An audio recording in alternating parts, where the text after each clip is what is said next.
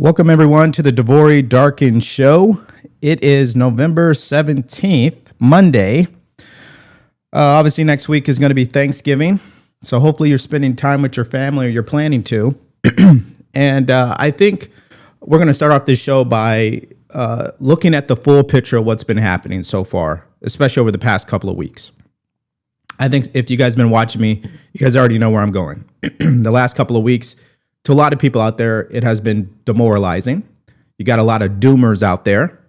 You have a lot of commentators and media personalities complaining about each other. You have people bailing on I guess, President Trump now, saying MAGA is dead and they don't support the president anymore.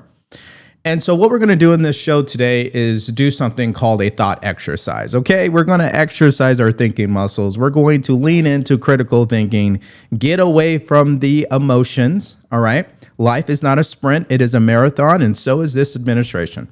That's why I have a question penned in the chat on YouTube. What grade would you give the Trump administration? And then we'll ask it again at the end of the stream to compare to see if the answers are still the same. Now, you guys already know I support Trump. I voted for Trump, but that doesn't mean I agree with everything that he's doing. OK, I use something called calculation. OK, the worst case scenario is if progressives take charge of our government, you could kiss this country goodbye. Now, that sounds very extreme and partisan, but all you have to do is not look at the people, look at their policies. OK. And so I want you guys to think about that calculation as we go through this show today on this Monday morning. Also, if you're new here, this is all about common sense commentary for these uncommon times. My job is not to tell you what to think. It's to get you to think for yourself. And we do that by showing you what both sides are saying. I think there are plenty of people telling you what they want you to think. I think there are plenty of people speaking to the fringes. And I think there are plenty of people just asking questions. But I want to focus on what's being reported. And where we're going to start first is this new fraud story out of Chicago. And what's interesting about mainstream media is we spoke about this last week. Okay. So now they're finally catching up to this story. Chicago public schools, they have been using taxpayer money to take these lavish trips and stay at these luxury hotels. So once again, Democrats just as fraudulent in regards to how they accuse the president of being right. They say he's the most corrupt president in history. Okay. And we don't want to get into what Mayor Brandon Johnson has to say because it's always Trump, Trumpity Trump with him. Point being is we're going to talk about that. We're also going to talk about what the president said yesterday when he got off Air Force One on his way back to the White House. And I think that's going to get into some of the debate that's happening on the right regarding Tucker and Candace and Nick Fuentes and all this other stuff. And then the economy. I want to make some time for that because I want to make sure we make time on this show to provide solutions. Is that okay with you? Can we provide some solutions, some ideas to help you improve your financial well-being? This isn't a financial literacy show, of course. But when you're talking about politics every day, it's easy to get caught up in just speaking about problems. Let's make some time to come up with some solutions. So we'll get to that later in this show. All right. Having said that, make sure you answer the poll on the YouTube chat, which is, what grade would you give the Trump administration? Now, having said that, let's go to this first story, Chicago public schools. And this is coming from Fox News. Let's listen to this. Expenses at the Chicago public school system. Among the findings, employees at the cash-strapped district spent millions on trips to Las Vegas and even overseas. What is up with this? Mike Tobin is live there in the Windy City. Good morning, Mike. Good morning, Dave. The Inspector General took a look at the travel expenses of teachers and principals in the Chicago public school systems and concluded that when the bank accounts were fat with COVID money, the staff ran wild. As you mentioned, trips to Egypt, Finland, Hawaiian resorts, even went on a safari, and there was no oversight to stop them.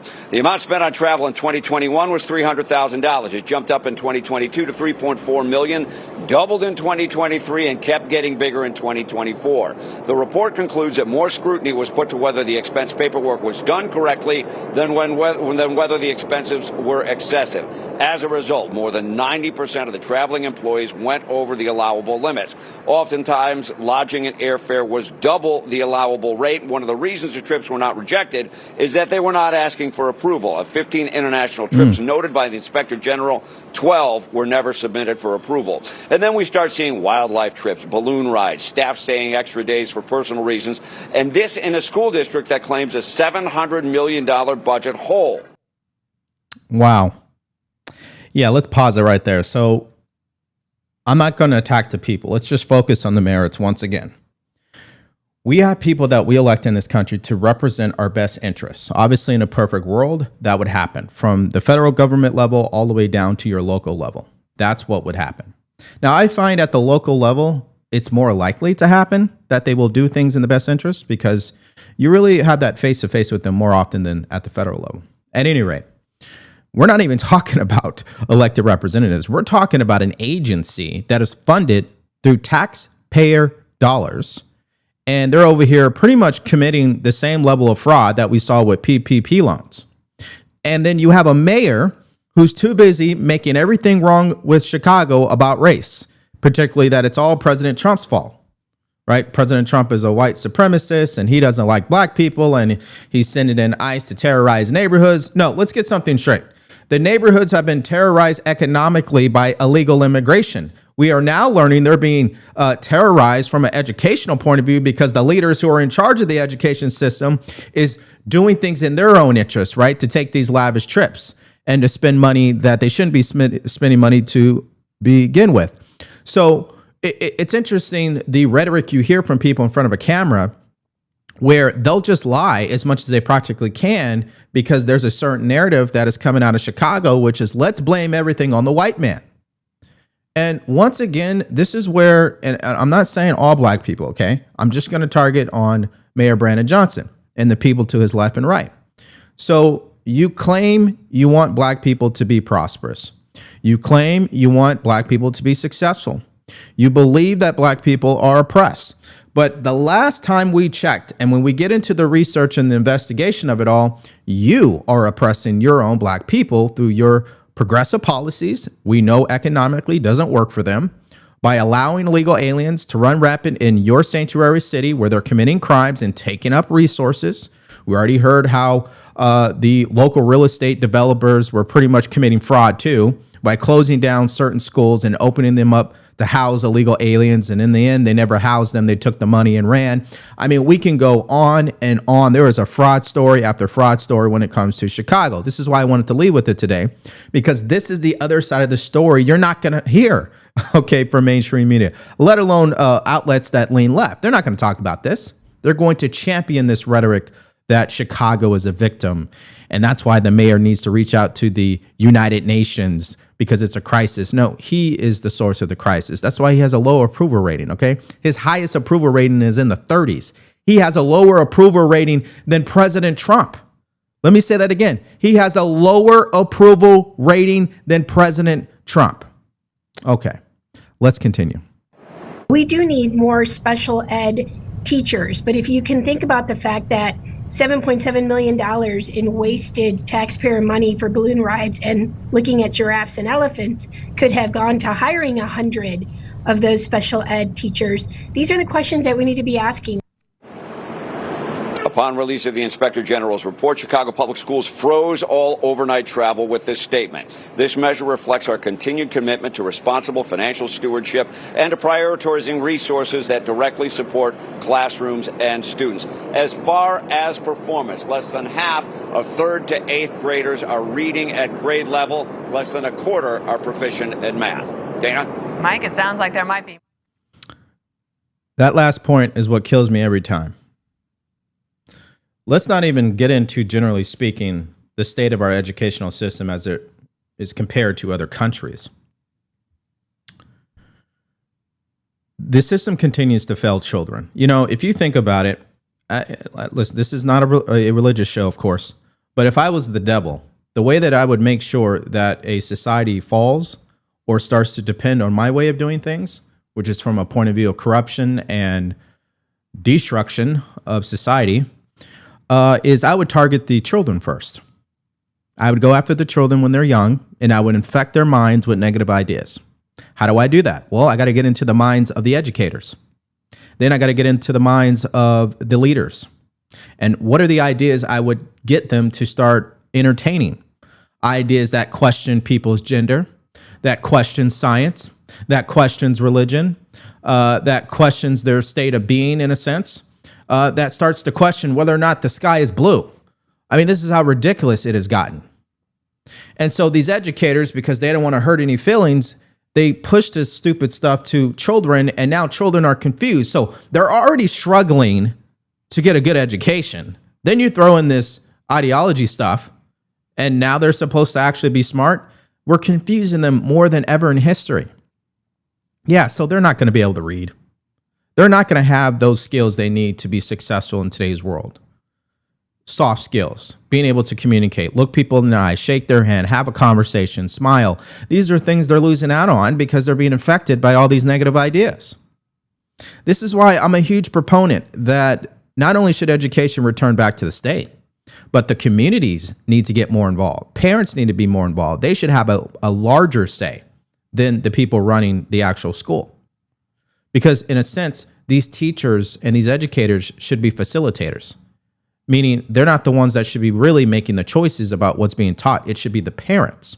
When you make the parents responsible for the education quality goes up. It's in every facet of our life. When the responsibility falls on the individual, they're more likely to think twice about where the money is going. They're more likely to think twice about who's going to be in charge. They're more likely to think twice about what's going to happen moving forward. But when you hand it over to the government, they're not thinking like that. They're too big to be efficient. I think we know that already. Now, let's go to this article because I do want to touch on a couple of things that they were talking about here. So for the past 6 years of travel expenses, the 7.7 million tab for 2024 more than doubled the 3.6 spent in 2019. Okay, during the post-pandemic years, college public schools had $2.8 billion in federal COVID relief money.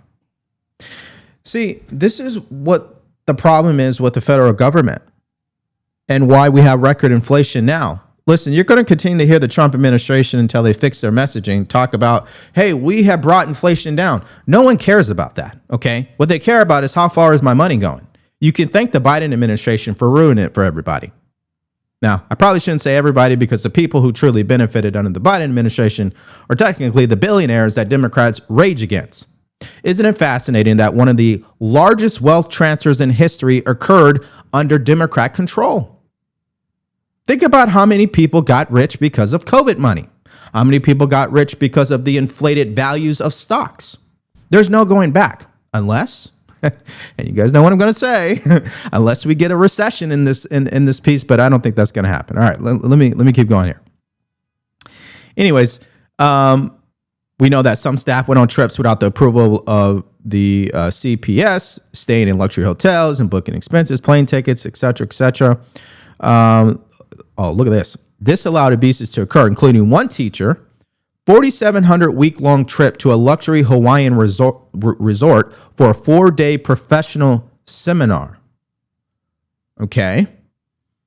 I understand the professional seminar, but what was the purpose of going exactly? You know, like, couldn't you spend that $4,700 on maybe an after-school program that keeps these kids away from gangs? I don't know. It's just an idea. Let's see here. Other instances, including multi-day retreats at spas or hotels funded by CPS, despite not qualifying because they took place less than 50 miles from work sites. So you're telling me these people are going to spas within 50 miles of their job? That is ridiculous. And here's the one that really caught my attention. They said, in another, a principal booked a luxury hotel on the Las Vegas Strip away from a conference they were attending and stayed an extra day on the district's dime to celebrate an anniversary with his spouse. Do you get it? Do you get it? And this is where you get into the Karen Bass of it all. Okay, why do I bring her up? Because when California was burning down, particularly LA, the Pacific Palisades, where was she? She was in Africa.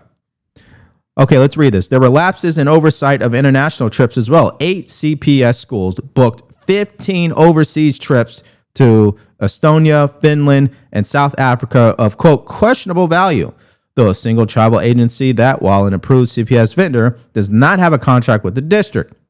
The agency tacked on as much as 20% in hidden fees to their bills. Okay, so why not take the kids on that trip, right? That would make sense. I think that would make sense, right? You see, I wanted to leave with this story on Monday because the local elections matter. That's number one. Number two, you can't take these people word for anything. This is why you got to do your own research and critically think for yourself. Okay, we live in a time today where people will just lie and they don't care. You never heard Brandon Johnson talking about this. He's not going to talk about it. And I guarantee if a reporter tries to push him on this, he will deflect. Because these are not people who are operating from a place of morality. Okay, these are people operating from a place of politics. And politics is not really based on morality. I think we all can agree to that. So for the people who live in Chicago that watch my show, how do you feel about this? Your mayor says that President Trump is the problem. But if this is happening with Chicago public schools, what else is happening in that city? That's the question that needs to be answered.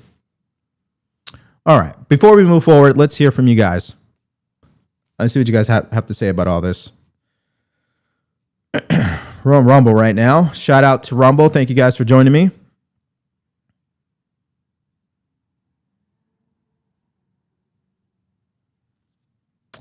There are students at the high school that I work at that genuinely can't answer how many inches are in a foot. Seriously, they can't answer it. You see, I love this comment. This is by H-Town 970. Bring the army back to schools just like China does. When I went to, so you guys know I grew up in California. However, there's a few years I had to live in Houston, Texas, because my mother at the time had breast cancer. So Houston, this was in Missouri City, for the record, which is like 99% black. The school I went to, they had JROTC, not ROTC. So junior ROTC. All right. This is like military in high school. And it was really good. I think that should exist in every high school, in my opinion. But, you know, I don't obviously control the system. But the reason why it's good is because they already start instilling discipline and values and things like that already, you know, and you essentially do everything you'd be doing in ROTC. It's just at the junior level. And so I agree with that. I love that comment. Going back to can't answer how many inches are in a foot. I think some of you guys have heard me talk about this a couple of times already. So an educated person is not a person who has an abundance of general or specialized knowledge. An educated person is a person who has developed their mindset, their mental faculties, their way of thinking, so they can go out into the world, they can set a goal, they're going to accomplish that goal without violating the rights of others, meaning they get what they want out of life. There's a lot of people who have every single degree in the book, but they're unhappy. There's a lot of people who have PhDs, but they're broke. Okay, there's a lot of people who make $1 million in a month and are still broke. Okay, they're not getting the results that they want. The problem with the education system is they give you a lot of information. They want you to memorize the information so you can pass a test. It is not based on application of information. It's not based on sharpening skills that are profitable in today's marketplace. Meaning we're not raising children to truly be educated. Okay? The root definition of education is really to develop within, develop yourself, develop your mindset and your proficiency and your competency. You can't do that just memorizing information. Just because you memorize something still doesn't mean you understand it. You only really understand something when you can turn around and teach someone else to understand it. And you can do it. Our kids can't do that. See, that's why the military has it figured out, right? It's two things. One, You crawl, walk, run when learning something. You crawl by hitting the books first. What does the book say? Then you walk when the instructor holds your hand and you do it together. And then you run when they let you do it on your own and they grade you. Okay, so that's step number one.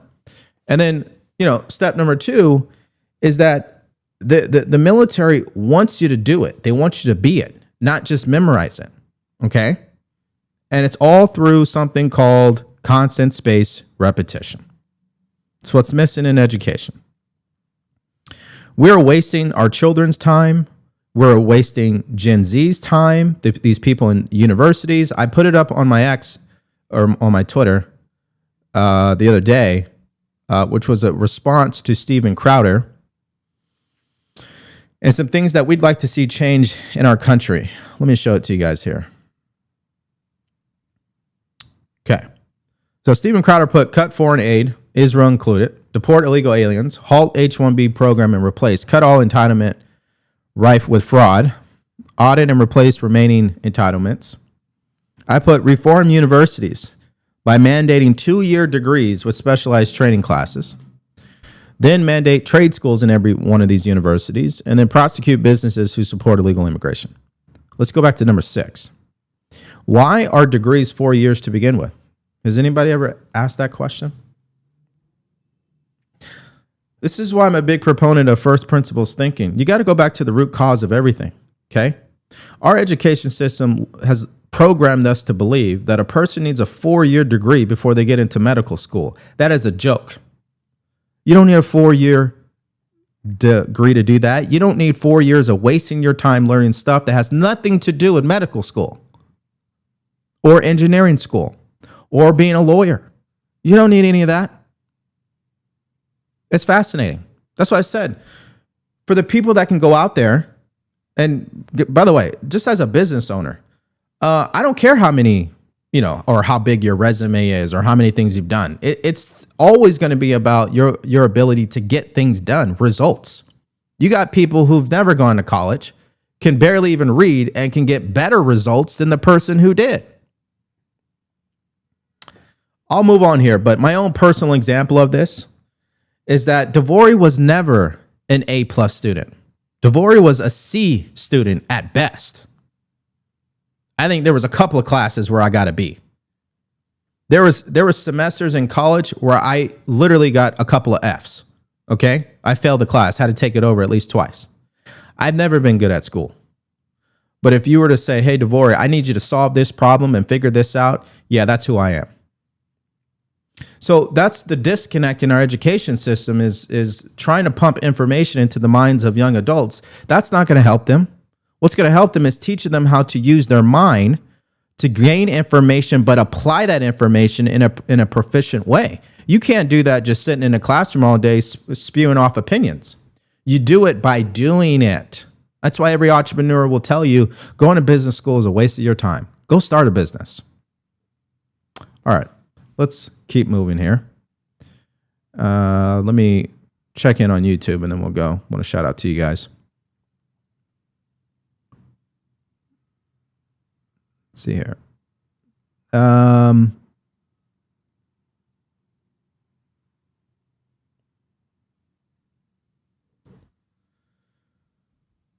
Let's see here. They're not all 4-year degrees. Some are 5. Yeah, I agree. And then you're going into debt. Yeah, that's a whole nother thing. Yeah, that's why. And this is not to attack anybody who got A's, of course. But usually, even in corporate, it's your C+ student usually is the boss over A+ students. It's just a reality. And that's why I disagree with the president, because I don't believe it will take a long time for young adults to learn what they need to learn to be valuable in the marketplace. Listen, you're talking to someone who served in the military for 13 years. Do you guys know what the average time it takes to train someone in the military on anything? How many of you guys know the answer to that? What is the average length of a training course in the military? Not an online version, but when you have to go in person.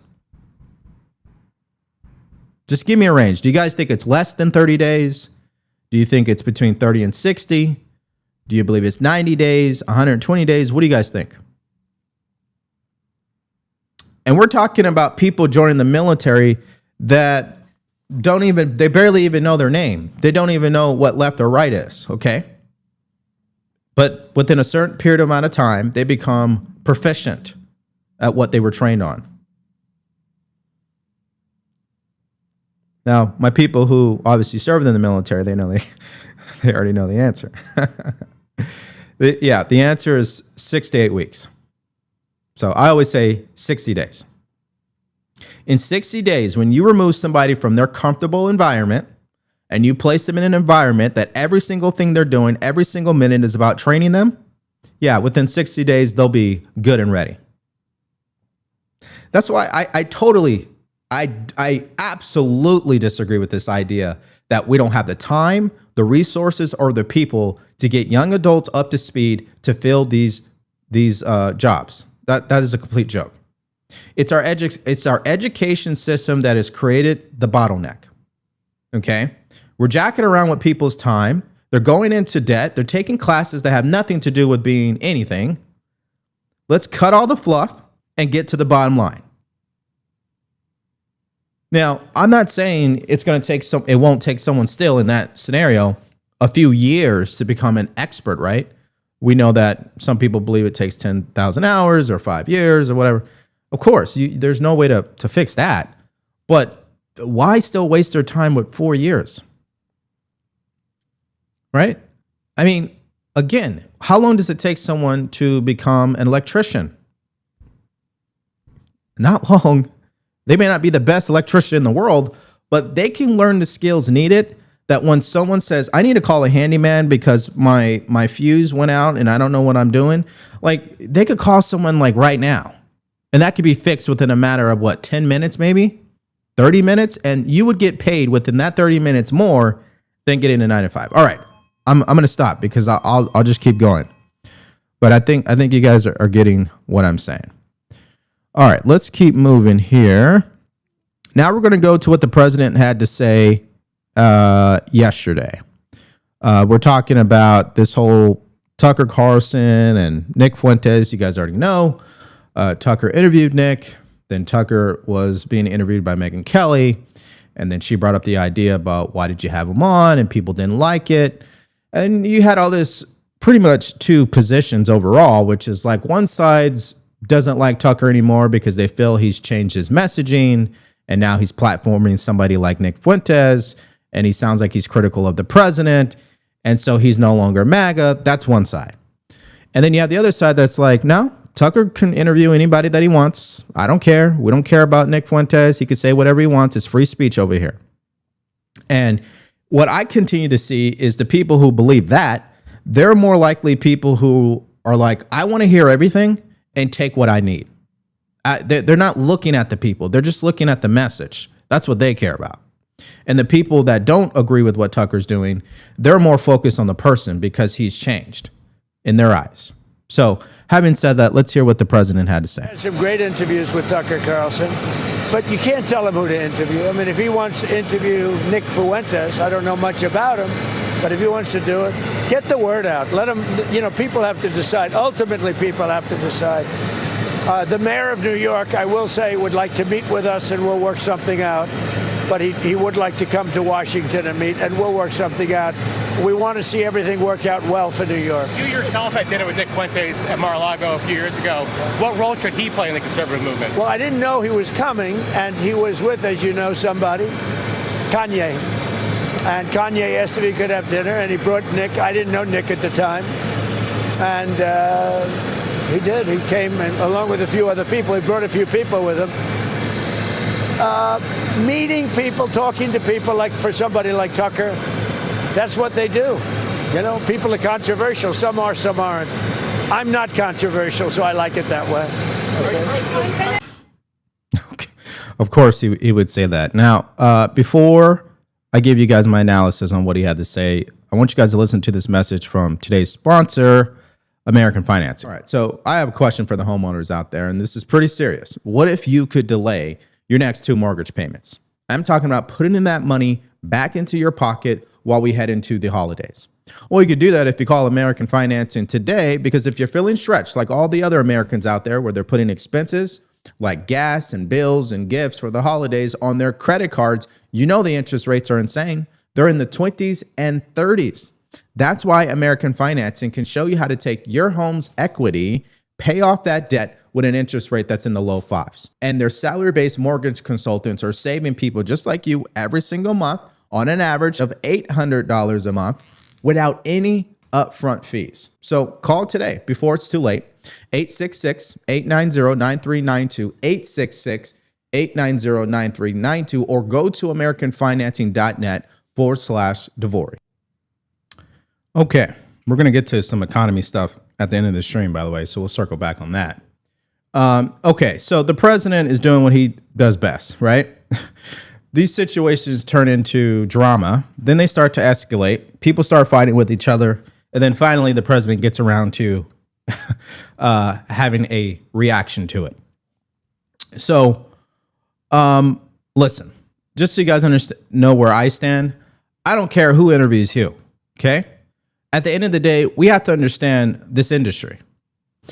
Half of it does not have any interest in interviewing any conservative or being interviewed by a conservative. Okay? So we're already dealing with half the industry who's like, we want to stay in our echo chambers. We don't want to hear from any conservative, any Trump supporter. They're all lost. That's their mindset.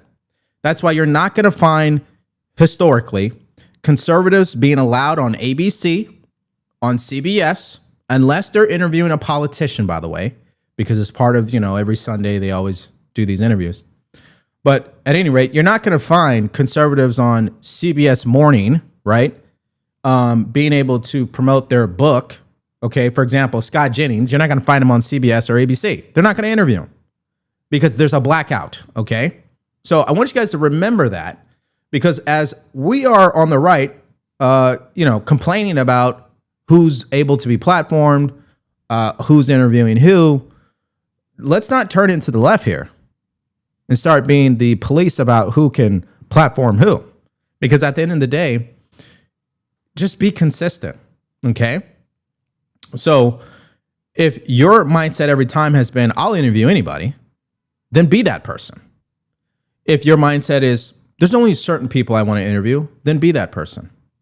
But don't be a flip-flopper, okay?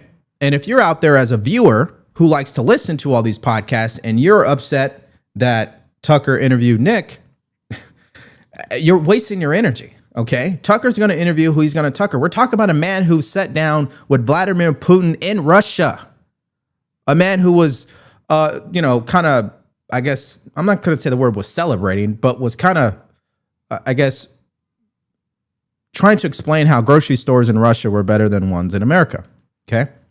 I'm not criticizing it. I'm just saying, if you're not mad about that, why are you mad about Nick Fuentes? Now, this is why I said today's show is about thought exercises and critical thinking. Okay. So the question here for everybody is, do you want to be someone who's constantly having to emotionally react to things you don't like? Or do you want to be someone who's like, no matter what happens, I'm going to take what I need intellectually and move on? Because you're not going to control who Tucker interviews. You're not going to control Nick Fuentes. And when you try to control them, what happens? It backfires. They've tried to cancel Andrew Tate. We know what happened there. They tried to cancel Nick Fuentes. We know what happened there. They tried to cancel President Trump. We know what happened there. So get your feelings out of the way and just really do the calculation here. When we attempt to criticize, and there's nothing wrong with criticism, okay? Nothing wrong at all. You don't like some of the questions that Tucker had for Nick, or you don't like that he didn't push back on certain things, by all means. I'm right there with you. But don't cross the line of saying, yeah, well, nobody should be talking to Nick Fuentes. Okay, because then at that point, you're looking for a blackout. And then that means we're no better than people on the left. And see, this is a gift and a curse with people on the right, is because it's a diversification of thought and belief systems. This is bound to happen. We're bound to disagree on who should be platformed. We're bound to disagree on who we believe to be MAGA or to be conservative. That's going to happen. But don't lose sight of the full picture here, folks. The full picture is we still have a country that is hanging in the balance, and the only person between us and these radical left lunatics, also known as progressives, who want to pass policies that we know will destroy this country is the president and his administration. So two things could be true at the same time. We can disagree and criticize, but please do not get caught up in this emotional reaction about who can be platform and who can't and all this other stuff. Okay. I can care less about what Nick Fuentes is talking about because he doesn't pay my bills. That's number one. Okay. Number two, I can care about who's interviewing who. It's just like people who are very pro-Israel and people who are very anti-Israel. I don't care about any of that. I care about focusing on the issues that are directly going to impact you and me every single day, right now. That's what should be most important. That's not to minimize some of these other debates regarding Israel's influence, which I'm not naive to. But again, what I call for with people on the right is to be consistent. Don't be a flip-flopper, okay? You truly believe in something, just stand on it. I believe in free speech. And that means if someone like Nick wants to come up with radical statements, let him do that. He's not in the way. He's not running an election, okay? He's not in Congress, all right? He is a commentator, right? So we're going too far in thinking that these commentators are like, yeah, they are going to control people. And no, there are people who are going to follow him, and then there are people who won't. Okay, so I just think, again, we got to focus on the merits, and we got to focus on things that are actually going to improve the quality of life for even Gen Z. And that's got nothing to do with Tucker or any of these people.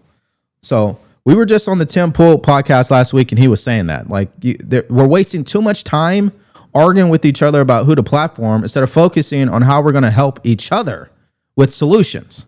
And we're going to get to some solutions. All right. One more clip from the president, and then we'll move on. But President Trump moments ago making clear that there might be a diplomatic option here as well. We saw Secretary of State Marco Rubio announce a few moments ago. Hold on. Wrong clip. It's this one. It's this one right here. Well, I found him to be good. I mean, he said good things about me over the years. I think he's good. We've had some good interviews. I did an interview with him where we had 300 million hits. You know that. Look, I can't tell him. Will you let me finish my statement? You are the worst. You're with Bloomberg, right? You are the worst. I don't know why they even have you. We've had some great interviews with Tucker Carlson, but you can't tell him who to interview. He always has that thing. Okay. Now, if you are a conservative, particularly a Christian conservative, you probably definitely disagree with Nick Fuentes. If you're a Christian conservative, I would imagine you're pulling your hair out about the president right now. And the reason why I'm saying this is because in order for us to get what we want, we have to give something up. So let's go back, what is it? Let's go back at least a year, right? Or a year and a half. Let's go back to last July. Everybody was complaining about illegal immigration, even Democrats. Everybody was complaining about foreign wars. Everybody was complaining about gas. Everybody was complaining about boys playing in girls' sports. And, LGBTQ, whatever. I always have a hard time saying it because I just think it's nonsense. I know that's kind of low IQ of me, but anyways, everybody was complaining about these DEI stuff that was really a fraudulent scheme to make more money if you think about it. I mean, think about how much money was made off DEI, by the way. And who got the short end of the stick in the end? Black people. Just fall for it every time. Anyways, let's go back to that point. So my question is this. Knowing all of that was going on, and if someone had approached you and said, hey, listen, someone's gonna be the president, and they're gonna fix most of this, okay? They're gonna make a good attempt to balance all of this out. But while they're doing that, they're gonna continue to be supportive of Israel. While they're doing that, they're probably going to somewhat cater to some of the tech bros out there while they're doing that, they're probably going to, not necessarily as quickly as possible fix the economy because it can't be fixed overnight. But they're going to take care of these issues that were disrupting people's families, particularly the boys playing in girls sports and all this and trans and all this other stuff. And they're definitely going to close the border and start deporting illegal aliens. Now, knowing all of that, would you still vote for that person? Overwhelmingly, people are going to say yes. Okay. What I don't like is when we get so emotional, we forget the president's not perfect and neither is his administration. Okay. I told you there are 3 issues where they get a low grade. It has been Epstein files. It has been their conversation around affordability or lack thereof. And it's been, what's the third one? Third one would be, I'm losing my train of thought. At any rate, the point is that they're not a perfect administration, but they're better than the last one. And they would be better than the alternative that was presented to us. So full picture. Okay, guys. And remember, next year is going to roll around. The one big beautiful bill is going to go into effect. Tax money is going to hit people's bank account. And watch how quickly people change. It's fascinating. It was just 3 weeks ago where people were like, oh my God, this is the best week of the Trump administration. He is just winning left and right. Last 2 weeks, oh my God, what happened? Oh, he's terrible. I'm done. People are so reactive. Can you take a step back and just see the full picture? It's not a sprint. It's a marathon. When is the true judgment time for this administration? Is it right now or is it next March, April, May, and June? We know a new Fed chair is going to come in. We know that tax money is going to hit people's bank account. We know the one big beautiful bill is going to go into effect. And what happens if the economy improves then? So we have to maintain the proper perspective. We can criticize, just don't get lost in echo chambers. All right. Okay. So let's see where we at on time, because I want to get to some solutions here, particularly mortgage and home buying. Before I get there, let me read some comments and then we'll get to that.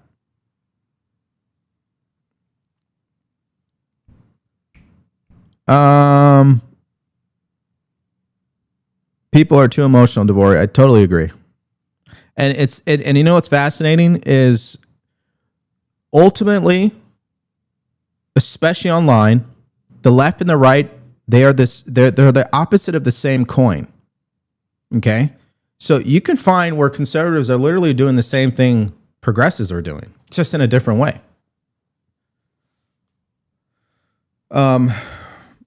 Another great example of it is when conservatives disagree, it's Armageddon. Okay?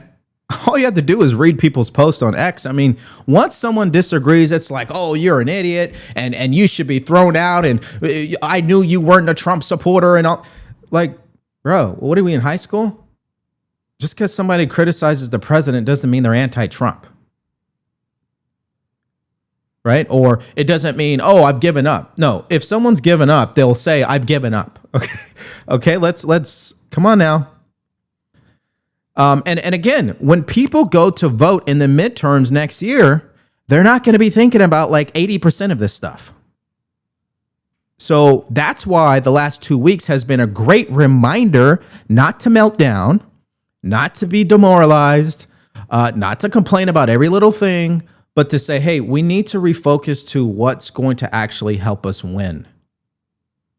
So that's why we have to go through something like this as a reminder of like, hey guys, we're focusing on the wrong things. Well, let's get back. Let's calibrate here. Let's get back on point. Let's get back on message. It's just part of human nature, you know. That's just reality. But if the president and the White House doesn't correct course regarding their messaging, then obviously next year, they'll be.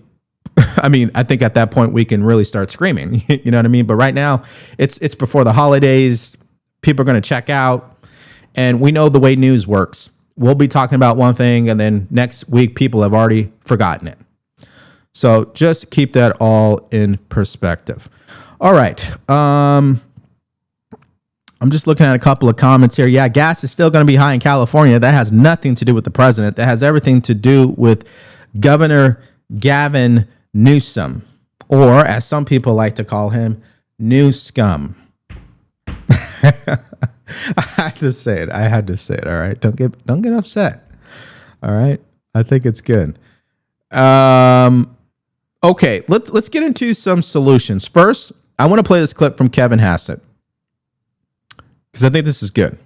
Well, let's play this, Kevin. This, again, economy. We're talking about mortgage rates, mortgage loans, the cost of housing, and Gen Z. Purchasing power has gone up. And so real wages, that's W divided by P for our technical people of the audience, have gone up by about $1,200 this year. So the way to think about it is that we've dug a $3,000 hole because of Biden policies, and we've gained $1,200 on the way out already, which should give you a great deal of hope for the future that the wage increases that we're seeing will continue. And even if inflation stays positive, make it so that people feel way better when they go to the grocery store and to buy a car. We've reduced the cost of buying a car with the deductibility of interest. I mean, there's a million things that we're doing to fix this problem, but it's just kind of astonishing to me that the cost problem is somehow being blamed on us. Now, think about it, especially with the Obamacare thing. So Obamacare is a 100% Democratic policy. It's always been a 100% Democratic policy. What they did is they expanded the subsidies during COVID, and then all those subsidies basically went right into the pockets of insurance companies. And Obamacare insurance policies have doubled in price relative to normal policies. And so the fastest inflation in the economy is these big government subsidies thrown at Obamacare insurance. Think about it. It's kind of like if you give lots of student loans, then the tuition goes up. It's that effect. And so now they're blaming President Trump for Obamacare as well. They should have fixed Obamacare in the first place. And President Trump had a plan in the big, beautiful bill to give people some subsidies, but the Democrats didn't like it because the subsidies weren't going to their campaign contributors, the insurance companies. Yeah, there's a lot there. So let's tackle it one at a time. You have healthcare, you have the cost of living, and then buying a home. Okay. So when I say solutions, I'm talking about practical things people can start executing on even today.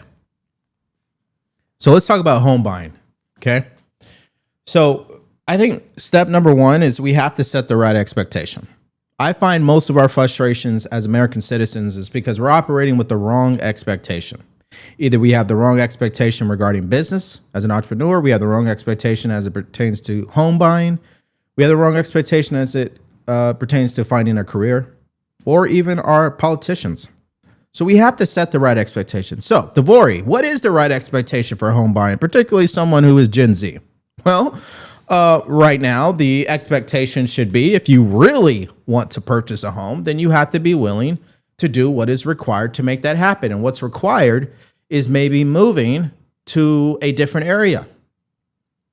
And this is assuming that you have a career, you're making reliable money, okay, and you have good financial literacy skills, okay? So meaning if you're blowing your money every week, every 2 weeks, you have no business buying a home, okay?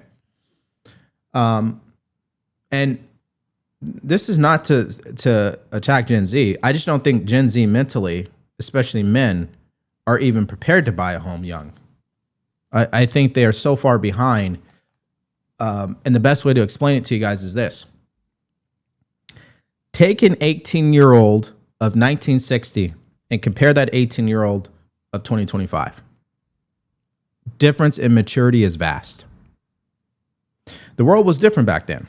Much simpler, I would say, I would argue. Obviously, I wasn't born in that time. I wouldn't really know. But based on what history has shown us, it was pretty simple. Didn't mean there wasn't problems. Didn't mean there wasn't chaos. But today, we have to understand, not only are we making more decisions than we ever have in a 24-hour period, but we are being bombarded by a massive information that a lot of it is toxic.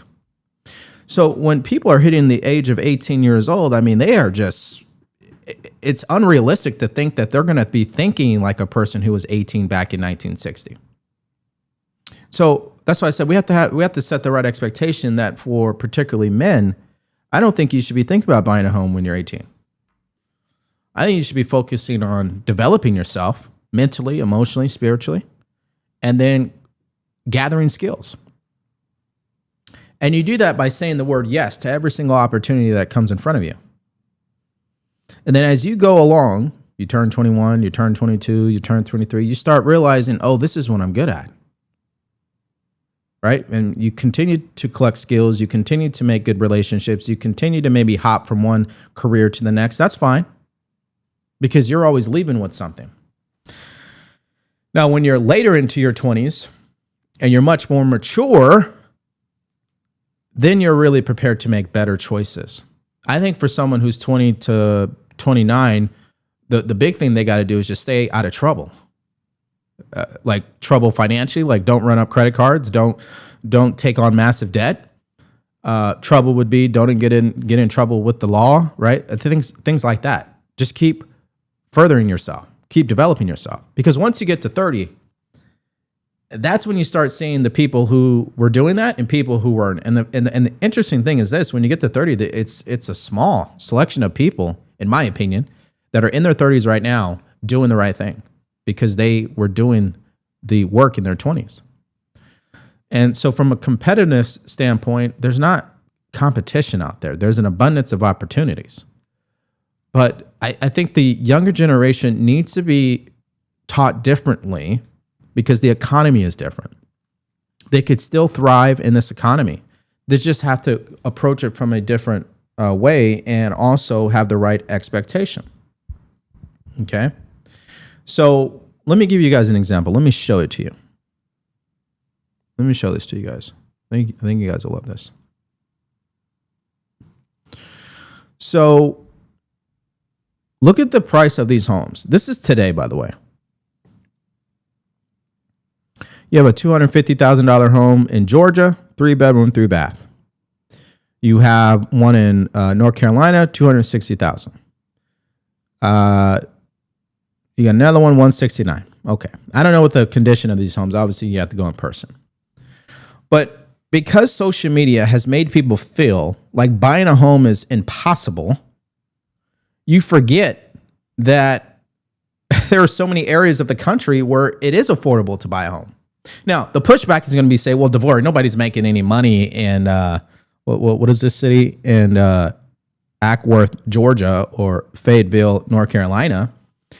And my pushback to be like, well, yeah, with that mindset, no. That's what I said. We have to get Gen Z to understand in this economy, you can make the money you want and you can live anywhere. It's called the internet. Okay, there's so many ways to make money today, but it's about your skill set, right? For example, my producer doesn't live in Texas. She lives in Nebraska. My other producer lives in Massachusetts. They don't live in Texas. So, I think part of the problem is we're so problem focused. We're not actually focused on solutions. And this is just, I can go all day, dude. I can go step by step, detail by detail, proving that someone today who's 25 talking about they can't buy a home, we can put them on a path to buy a home. But they got to be willing to do whatever is required. And that's the disconnect. That's why I said step one every time is mindset. Most people just don't want to do what is required. That's just what it is. Required would be, I got to move. I got to make a sacrifice. I got to give this up. Most people don't want to do that. They don't want to move away from their family. I get it. But, it's like as a Christian, you pray every day and you ask God for blessings. You ask him to fix this and fix that. But if I'm not doing what I'm supposed to be doing, why would I expect him to do that for me? Right? So you got to put yourself in a position to succeed by taking the first step. And I think we can't change what's happened. We can only change what we're going to do about it. I'm not trying to turn this into a motivational speech. I'm just telling you guys that's the reality of it. I can't change that my parents were drug addicts. Change that, I didn't have a father. I can't change that I made a lot of boneheaded choices regarding financial literacy when I was younger. But what I can change is to get out of that mindset and stop blaming everybody and focus on myself and start gathering skills and start, improving myself to the point where, I'm going to rise above this. So yes, inflation record high, no question. The Trump administration, it's going to be a while. They're not going to fix everything overnight. That is a fact. Once inflation has hit, you can't go back unless there's a recession. And to all accounts, that's not going to happen right now. Could happen, but hasn't happened yet. So what can people do about it? Well, they can change their mindset and then take an audit of their skill set. So here's the big solution as I get to the end here. DeVory, how do I know what I'm great at? How do I know what skills I have? I think the biggest challenge for people is self-awareness, okay? Because they don't ask themselves these types of questions. So one way to figure it out is to ask people closest to you. One way to figure it out is like, hey, what does my friends, coworkers, and family always ask me to do for them that they can't do for themselves? What is it that I do that I could do in my sleep, but for other people, it is difficult? It's a challenge. I know this like the back of my hand because literally I've coached over 500 people through this process. The fact of the matter is we're all great at something. The problem is self-awareness, and we're not used to identifying it. You're great at something. These young adults, they're great at something. Nobody's telling them that. Okay? So first you got to sit down and you got to ask yourself, what am I great at? Some of you guys are great at fixing, computers. Some of you guys are great at dealing with kids. Some of you guys are great at coaching people. Some of you guys are great at drawing. Some of you guys are great at designing, coding. We could go on and on and on. Everybody's great at something. The question remains is, what am I great at and what problem can I solve with that particular skill? That's where the money comes. But the money comes through solving problems for people. No matter our inflation issues and the fact that the government continues to spin out of control, the principles are still the same. People need problems solved, and they are willing to pay for them.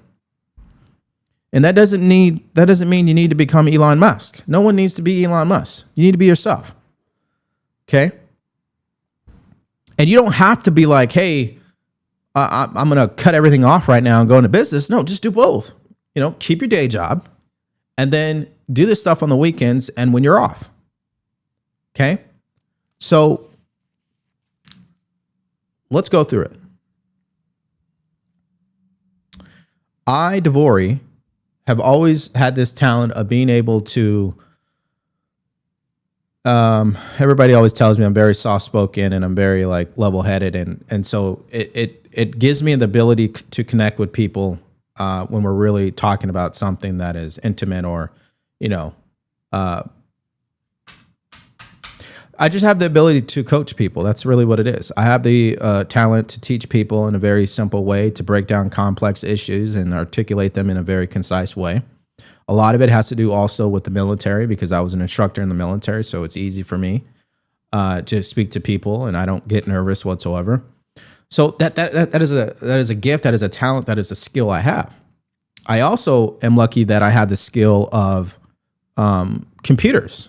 So it's not hard for me to go live. It's not hard for me to record a video. It's not hard for me to sit in front of a camera. Now, I wasn't always great in front of a camera. A lot of people don't realize that.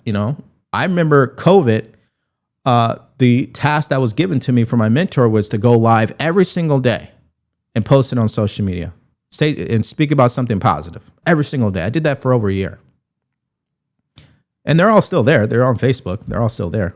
I don't even have access to that Facebook account because Facebook, they lock you out of everything.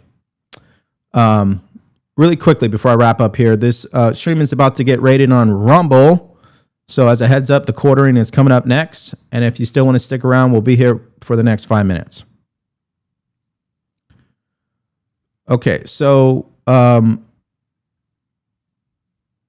anyways, So I wasn't always great in front of a camera, but through the repetition of doing it over and over and over again, it took me a year or so, and then I got really comfortable. But the point is that nothing happens without repetition and time. Okay.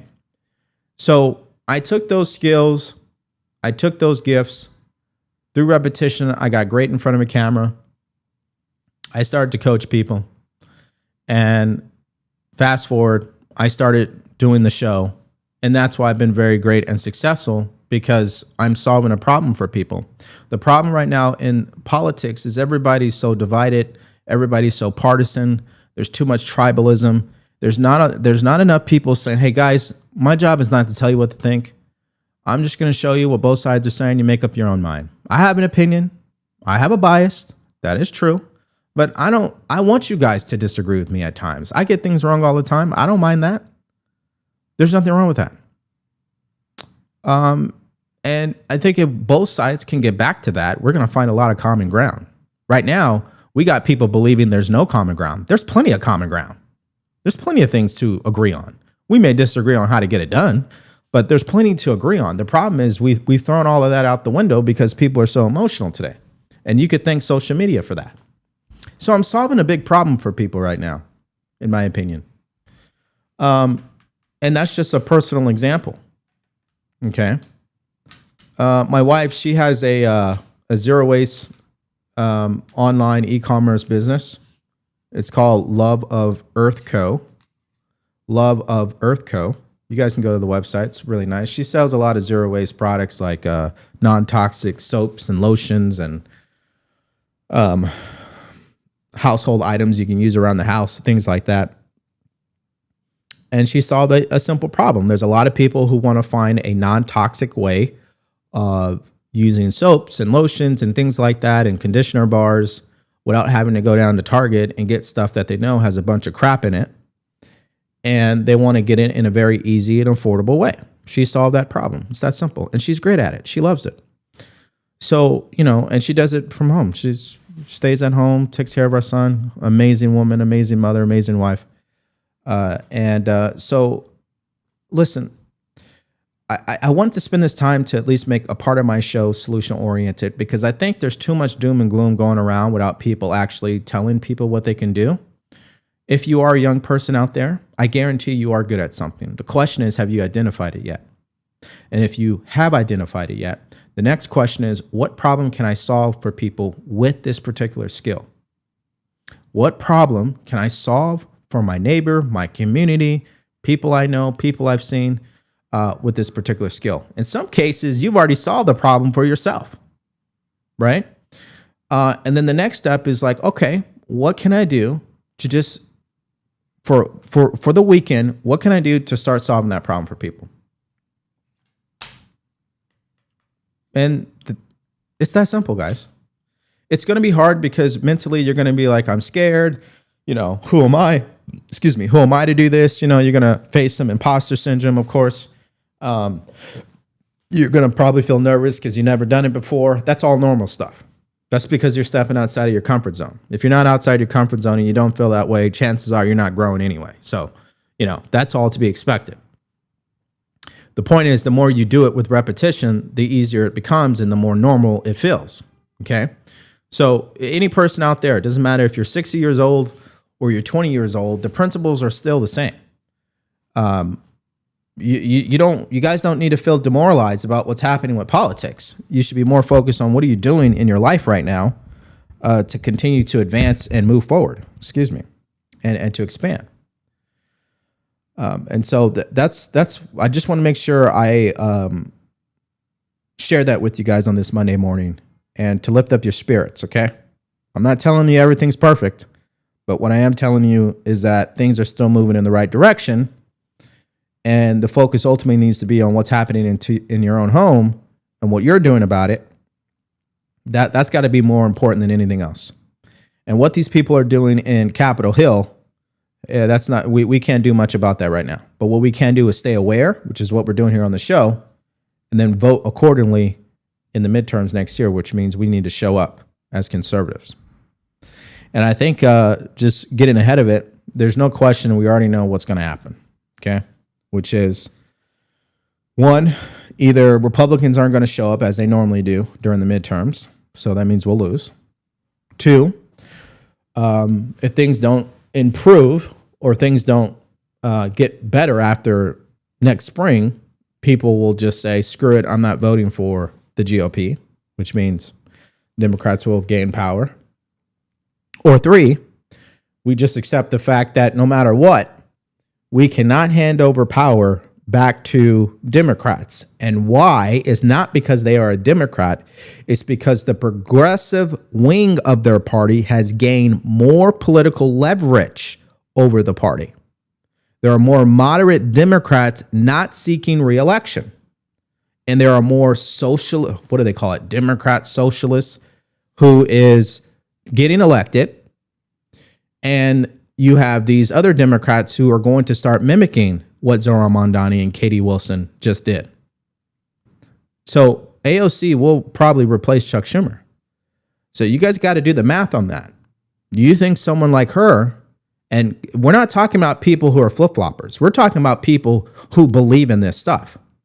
They do believe in government-funded grocery stores. They do believe in defunding the police. They do believe that there's more than two genders. They do believe that a man can be a woman and a woman can be a man.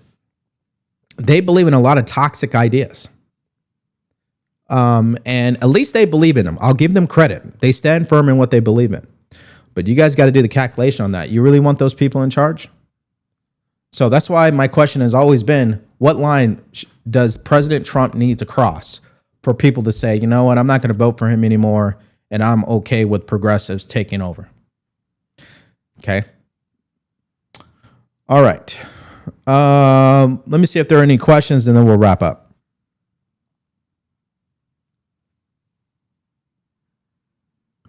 Yeah, and there's always new people running for office, of course.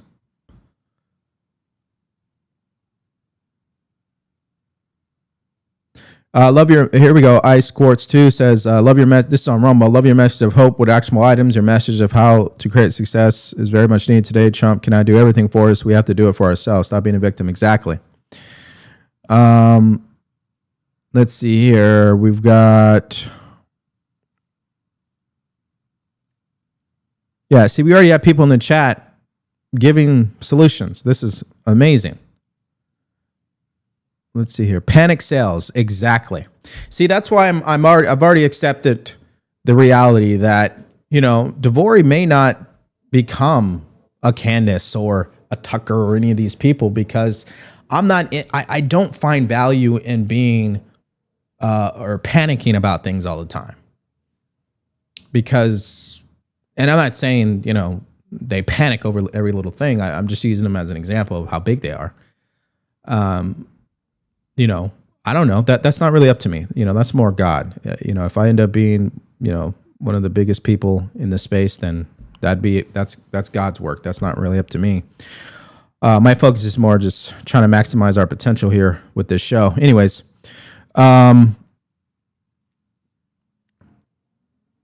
here we go. We are not as divided as they want us to think. Yeah, that's another good point too.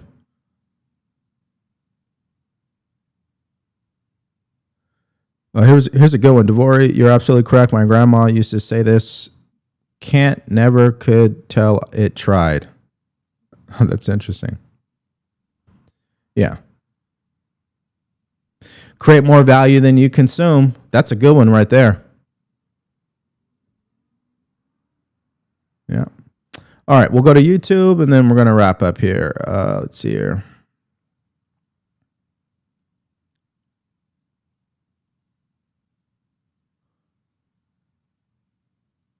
Let's see here.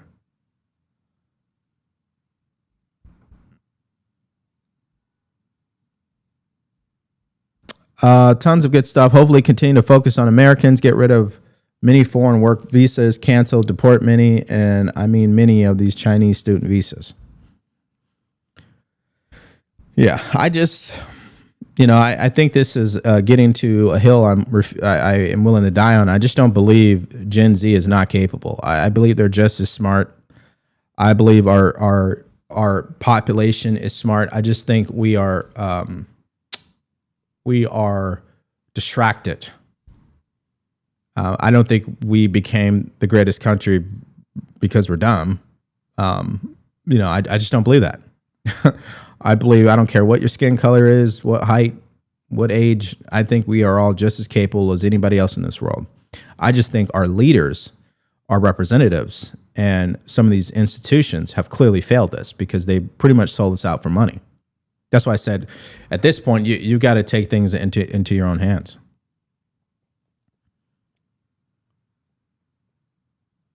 Yeah. Let's see here. Student loans, limit them. I totally agree.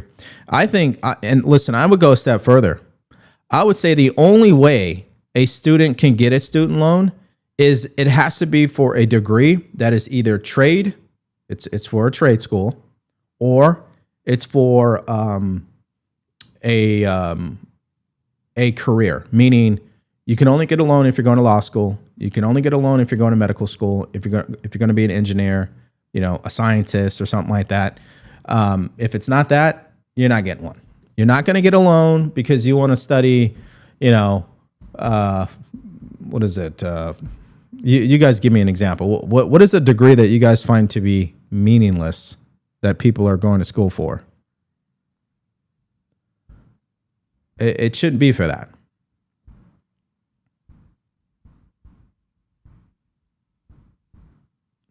It shouldn't be for that. All right. Let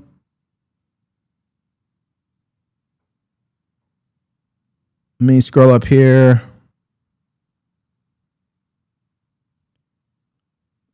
Let's see here.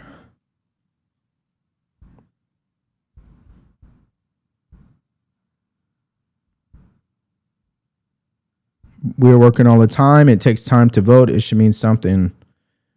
Yeah. Yeah, there we go. Liberal arts. Thank you. And history.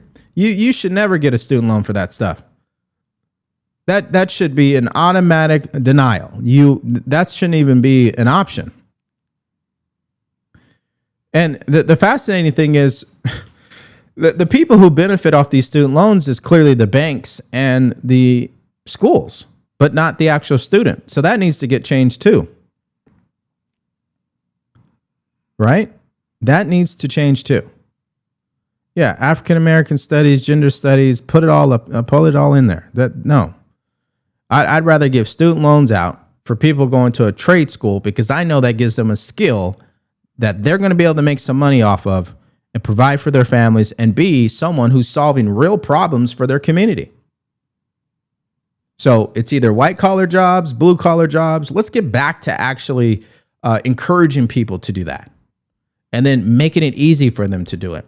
That if I'm in the Trump administration, I'm screaming about this every day.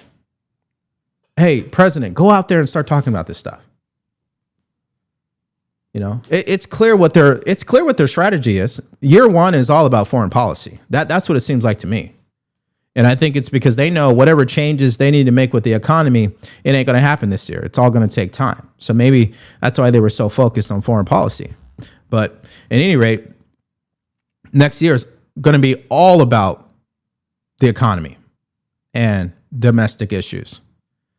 But yeah, if I'm in the administration, man, I'm like, hey, what are we doing about Gen Z? Like, what are we doing about home ownership? What are we doing about education? We need to streamline that because that all creates jobs. That increases wages. That increases supply. But again, I'm not going to sit here and act like I'm an expert. I'm not. I just think it's common sense. It just seems that way to me. All right, guys, that's it for today. I appreciate you sticking with me this entire time. We're in Miami today, but we'll be back in the studio tomorrow. I'm doing an interview with the Fresh and Fit podcast later tonight. Going to be promoting conservative values and marriage, okay? And mindset. Should be interesting, of course. So if you guys are on Rumble, that's where you're going to be able to tune in, obviously. But we'll be back in the studio tomorrow, and so things will look like they normally do. But hey, I want to thank you for your attention today and your time sticking with me. Hopefully the solutions and the end of the show there was helpful for you and valuable for you. And if it was, the best way to support the show is by subscribing. Okay. If you're on YouTube and you haven't subscribed, please do so. Someone sent me a message the other day, by the way. And they're like, DeVory, I've been following you since the election, and I subscribed to you during the election. And they screenshot it and showed me how it was showing them that they were no longer subscribed to my channel. I'm like, how does that happen? So verify if you believe you are subscribed. Go verify that right now, because chances are you may not be. A lot of people's been like, oh, I don't see your videos anymore. I don't know what YouTube decides to do. We can't control that. But what we can control is if you are on Rumble, follow me. If you're on X, follow me. If you're on Facebook, follow me. If you're on YouTube, subscribe. Takes you 1 second, right? All right. Thank you so much for your time today. Very grateful. I want to say God bless you and God bless the United States of America. Take care, everyone.